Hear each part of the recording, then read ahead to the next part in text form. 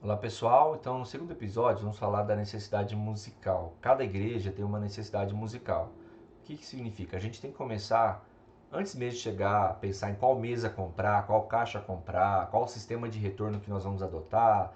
é, em termos de equipamentos, a gente precisa saber assim, tá, qual é a nossa realidade? Quantos músicos temos? Quem canta? Se tem coral? Se vai ter a cantata? Tudo isso é mais importante. Por isso nós começamos pelo altar, ou pela plataforma, ou seja, da onde sai o som até o público-alvo, que é a nossa comunidade.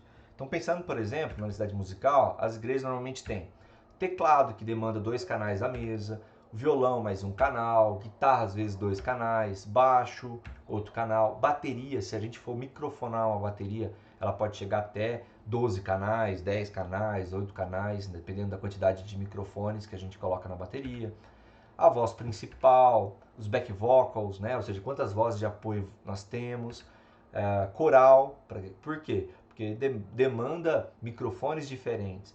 Então, a gente precisa saber, tem essa realidade dos músicos, de quem toca, quem canta, como é que esse som vai chegar até a mesa e como da mesa ele retorna. Bem, em igrejas menores, o grande desafio de controle do som, pensando em banda, tem a ver com a bateria, porque é uma pergunta importante a ser feita para saber, por exemplo, que bateria que nós temos? Uma bateria acústica. Mas a bateria acústica em ambientes pequenos é muito difícil o controle do som, fica muito alto, reverbera muito o som dela e acaba atrapalhando as vozes, atrapalhando outros instrumentos. Algumas alternativas, quando a igreja é maior, coloca aquário, coloca é, microfonação, né? Então, mas para vocês terem noção, se uma bateria acústica boa de entrada é uns 5 mil reais só os tambores aí, tirando os pratos.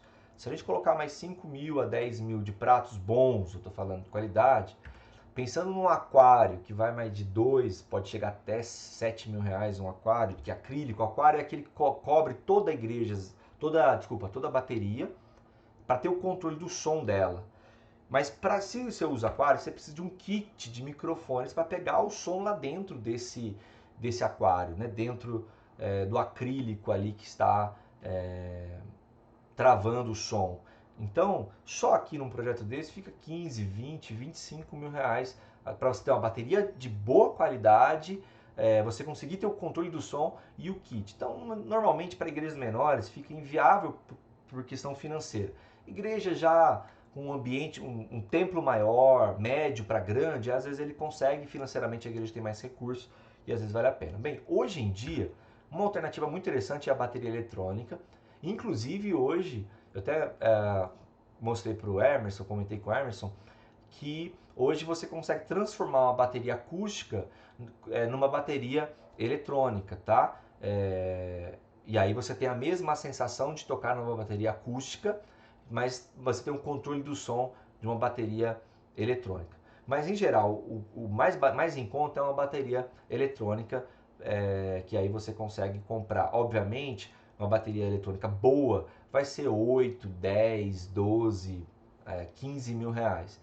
Que pode parecer também assim, pô, para uma igreja pequena é pesado. Entretanto, às vezes você consegue usada. Inclusive, eu encontrei uma da Roland, que normalmente custa 7 a 8 mil reais, e encontrei por 5 mil reais.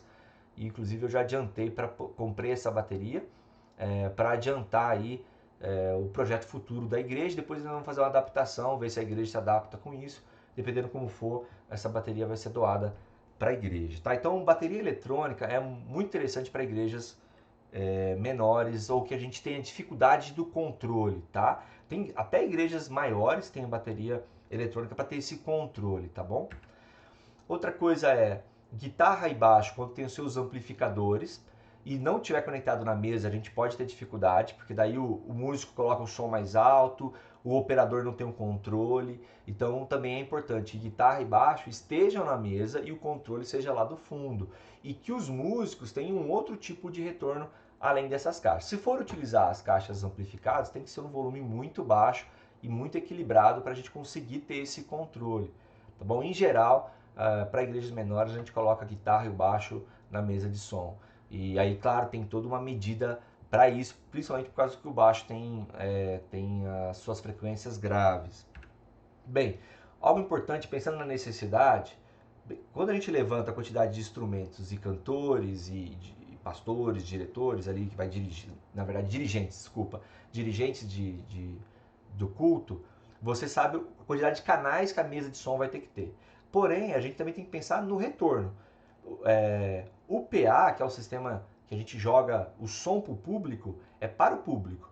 Para os músicos e cantores, dirigentes e pastores, o sistema tem que ser o retorno. E aí existe o retorno de palco, onde a gente tem maior dificuldade de controle, às vezes porque o som embola, os músicos às vezes reclamam que não está se ouvindo, porque você não vai ter um retorno personalizado. Imagina, o baixista quer se ouvir, coloca o baixo mais alto no retorno de palco, o outro fala, não, mas eu quero ouvir minha voz mais alto.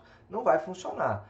Para ter um sistema mais personalizado, é o retorno de fone de ouvido, onde os músicos utilizam fone de ouvido e às vezes você tem um retorno de palco para o pastor, para o dirigente ali, tá?